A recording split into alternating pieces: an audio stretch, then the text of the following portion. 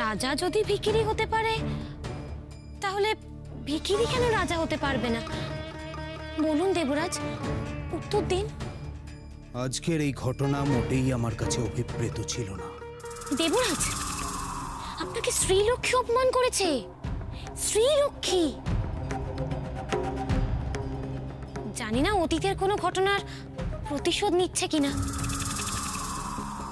তবে দেবী হিসেবে আমি ভীষণ লজ্জিত দেবরাজ, ভীষণ লজ্জিত। তবে এই ঘটনাকে আপনারা কেউ তুচ্ছ বলে মনে করবেন না দেবগণ। অলক্ষ্মী,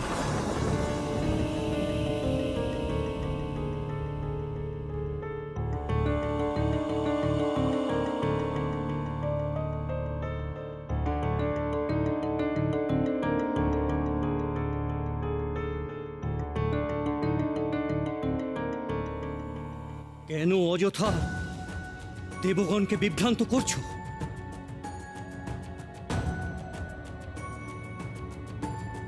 হে দেবগণ, জগৎপালক এখন নিষ্ক্রিয়, শক্তিহীন।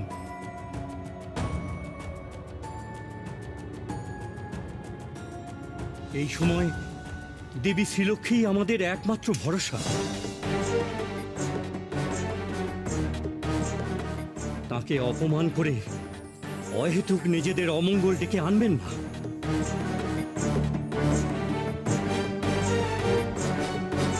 আমি গণনায় দেখলাম যে এক অশুভ নক্ষত্র যোগের প্রভাবে দেবগণের ঐশ্বর্যের ওপর কুদৃষ্টি পড়ছে।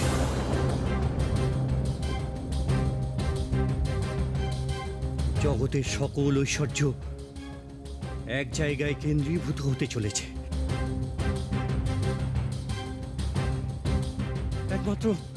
একমাত্র দেবী শ্রীলক্ষ্মীই পারেন দেবগণকে এই কুদৃষ্টির প্রভাব থেকে মুক্ত করতে।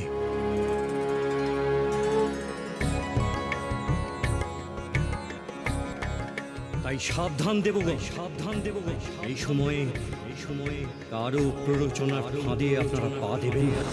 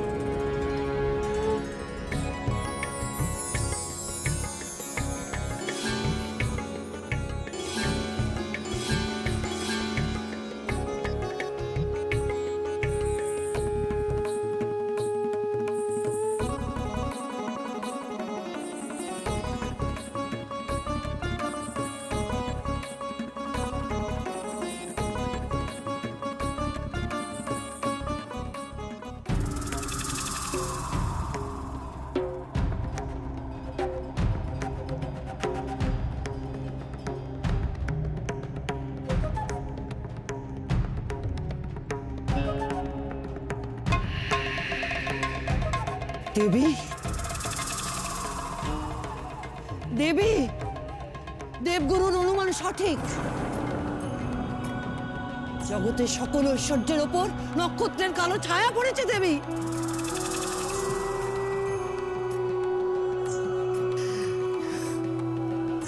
দেবী, এমনকি শ্রীলক্ষ্মীর বৃত্তের ওপরও তার প্রভাব দেখতে পাচ্ছি।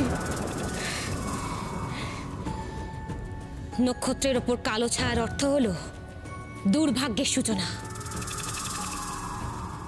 আর এই সুবর্ণ সুযোগ আমাকে কাজে লাগাতেই হবে জরতি। এমন এক পরিকল্পনা করব যা সফল হলে শ্রীলক্ষ্মীর পতন অনিবার্য। কি পরিকল্পনা দেবী? তোমাকে আমার জন্য এক বিশেষ ভূমিকা পালন করতে হবে জরতি। আদেশ করুন দেবী, আমি আপনার জন্য সবকিছু করতে পারি। বলুন কি করতে হবে? তোমাকে শ্রীলক্ষ্মীর ভক্ত হতে হবে।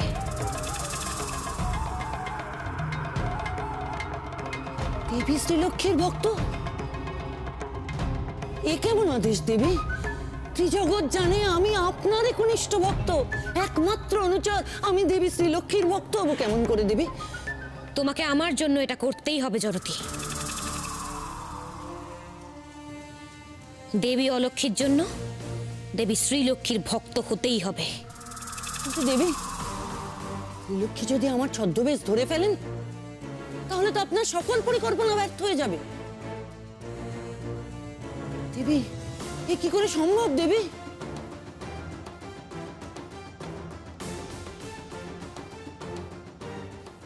হবে না জরতি। মায়াবিদ্যা দ্বারা তোমাকে এমন এক ক্ষমতা প্রদান করব আমি, যার ফলে কেউ তোমাকে চিনতে পারবে না,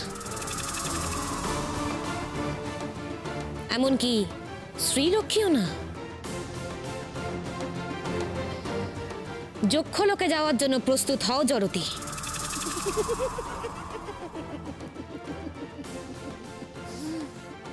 আমি প্রস্তুত দেবী।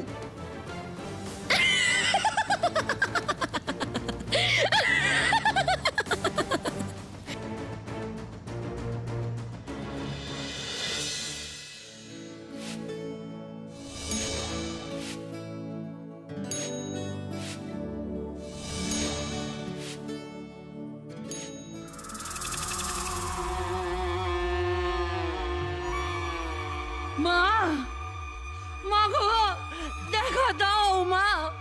তোমারই দর্শনের আশায় আমি এই প্রদীপ জ্বালিয়ে বসে আছি। মা গো, দেখা দাও, দেখা দাও মা গো, দেখা দাও।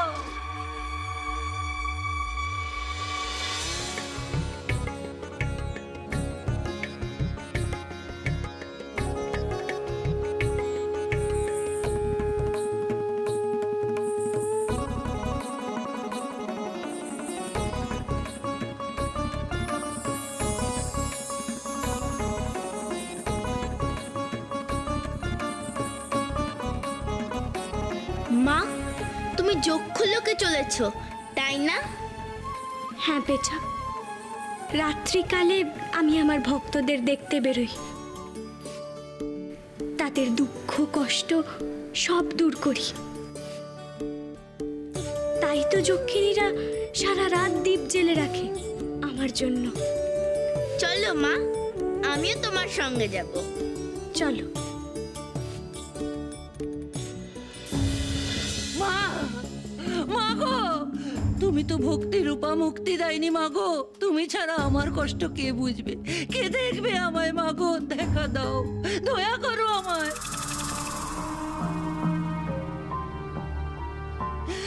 মা, মা গো, দয়া করো আমায়, দেখা দাও মা গো, দেখা দাও মা গো। মা, ওই দেখো, তোমার জন্য কেউ প্রদীপ সাজিয়ে রেখেছে। দয়া করো মা, দয়া করো মা, দয়া করো, দেখা দাও মা গো, দেখা দাও।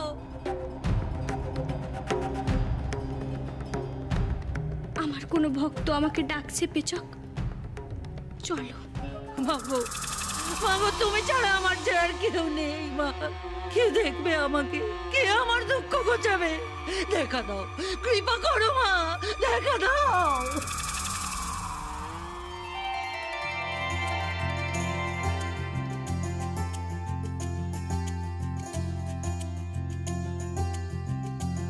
মা, তুমি এসেছো মা?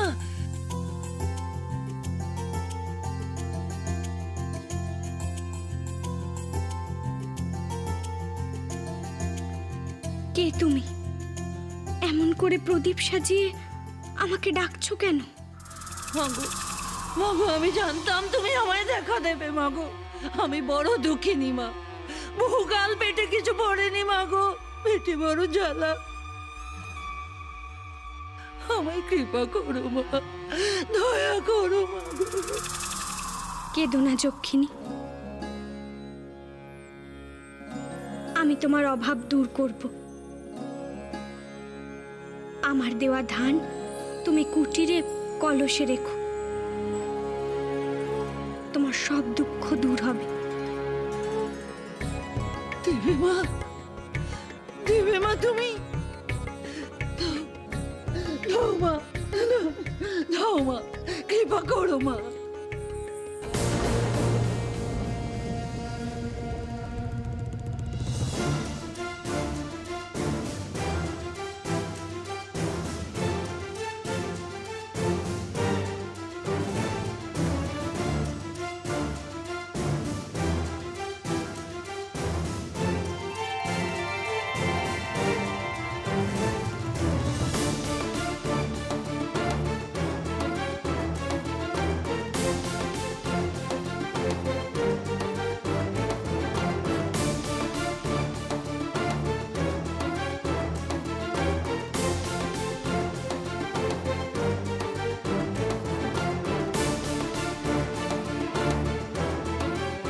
অসম্ভব, এ হতেই পারে না। মা, তোমার ছাপে শূন্য? এ কি করে হলো মা?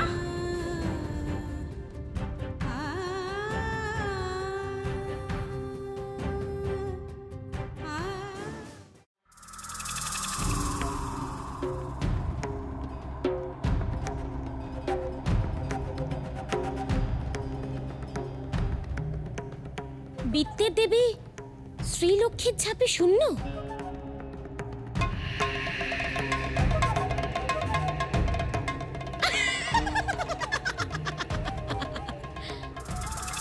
চলুন দেবগণ, মজা দেখবেন, চলুন।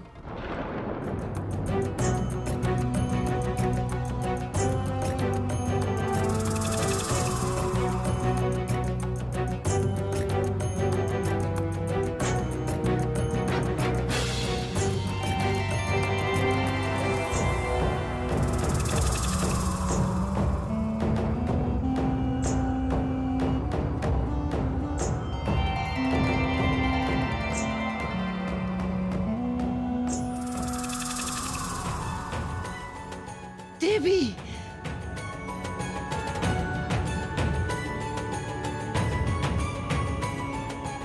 দেখুন দেবগণ, দেখুন, শ্রীলক্ষ্মীর কি দশা দেখুন। তার এখন কোনো ক্ষমতাই নেই।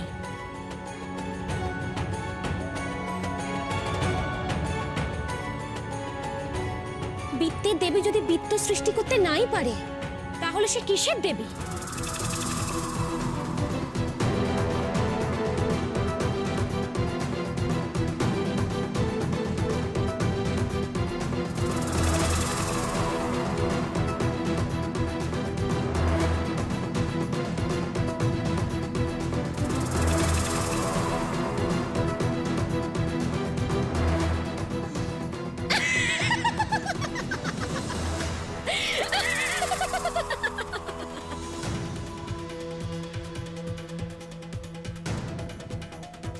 দেবী শ্রীলক্ষ্মী,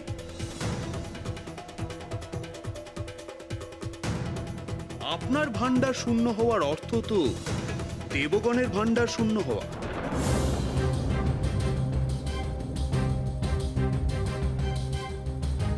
নিশ্চয়ই আপনারও কোনো অপরাধ হয়েছে।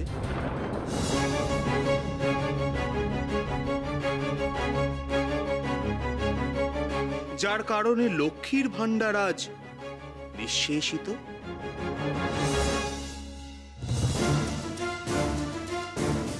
আমায় তো আপনি প্রায়শ্চিত্ত করালেন, এবার এর প্রায়শ্চিত্তের কি হবে?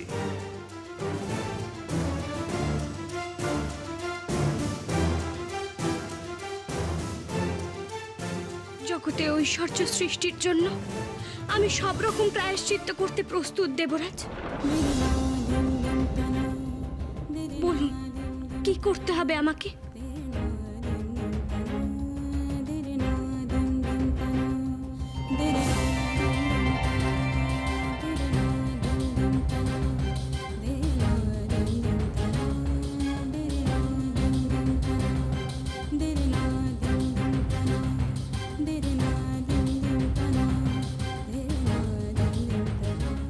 তোমাকে ধর্ম পালন করে ঐশ্বর্য পুনরুদ্ধার করতে হবে শ্রীলক্ষ্মী।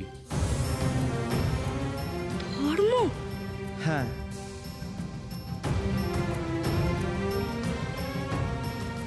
তোমার আসল ধর্ম, এসবই কালচক্রের প্রভাব শ্রীলক্ষ্মী।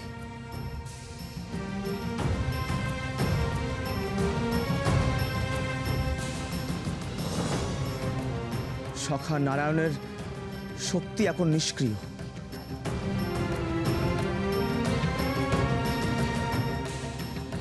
তাই শনির দৃষ্টি এখন প্রবল। এই দৃষ্টি বৈকুণ্ঠেও প্রভাব ফেলেছে।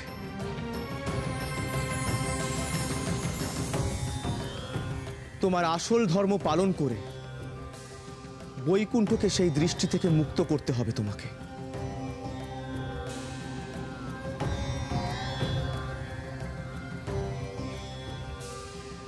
কিন্তু কি সেই আসল ধর্ম? পুত্রী, তোমাকেই উপলব্ধি করতে হবে তোমার আসল ধর্ম কি। তুমি নারায়ণ পত্নী, একথা সদা সর্বদা স্মরণে রেখো।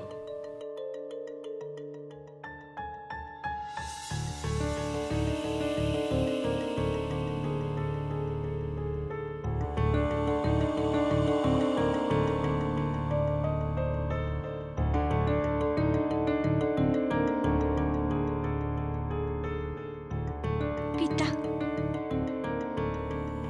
আমি উপলব্ধি করেছি নিজ ধর্ম। আমি শপথ করছি, আমি সেই ধর্ম যথাযথভাবে পালন করে জগতে শ্রী সৃষ্টির অধিকার অর্জন করব।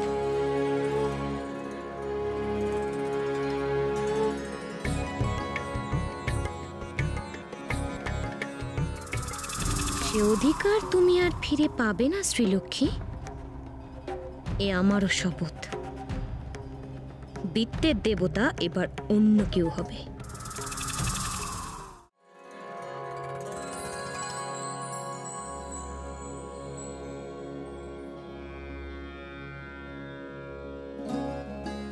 মাতা, আপনি হঠাৎ এই মেরু পর্বতে যাত্রা শুরু করলেন কি কারণে? যে তৃণক্ষেত্রে আপনি গমন করতে চলেছেন তা অতীব দুর্গম।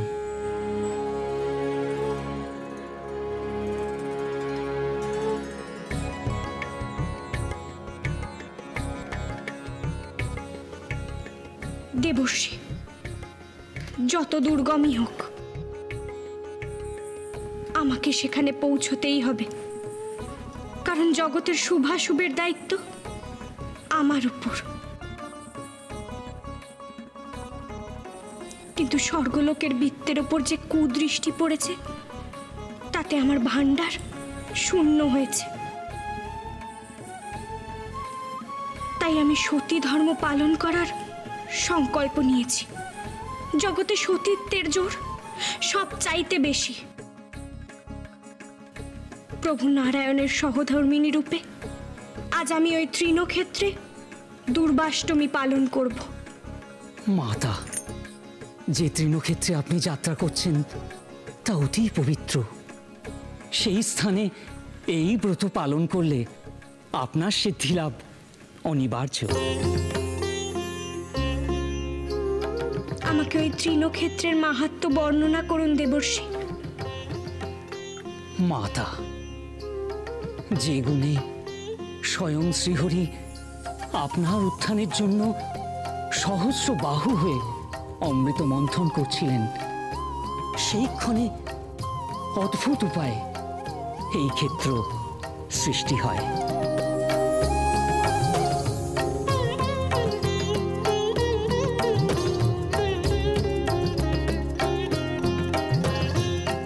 সেই সময় প্রভুর শ্বেত বিন্দু মেরু পর্বতের উপর পড়ল।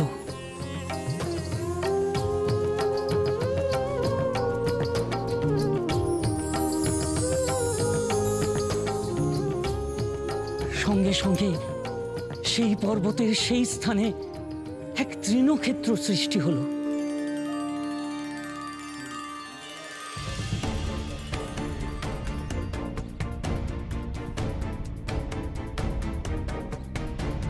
প্রভু স্বয়ং সেই তৃণক্ষেত্রে আবির্ভূত হলেন। নারায়ণ, নারায়ণ।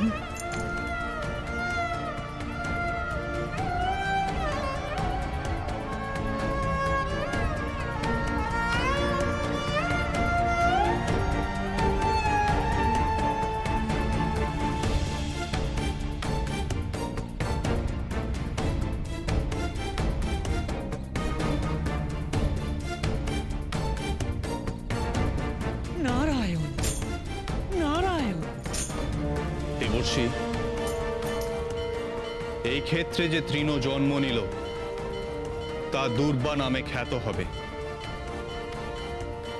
কালে কোনো সতী নারী এই দুর্বা ব্যবহার করবে তার সতীত্বের শক্তি বৃদ্ধি করার জন্য।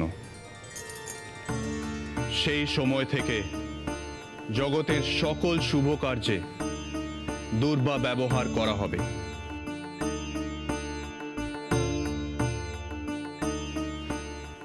প্রভুর সেই ভবিষ্যৎবাণী এতদিনে সফল হতে চলেছে দেবর্ষি। আমি সেই সৌভাগ্যবতী যে দুর্বা দ্বারা ব্রত পালন করব এই পুণ্যভূমিতে। প্রভু যখন ভবিষ্যৎবাণী করেছেন, আমার আর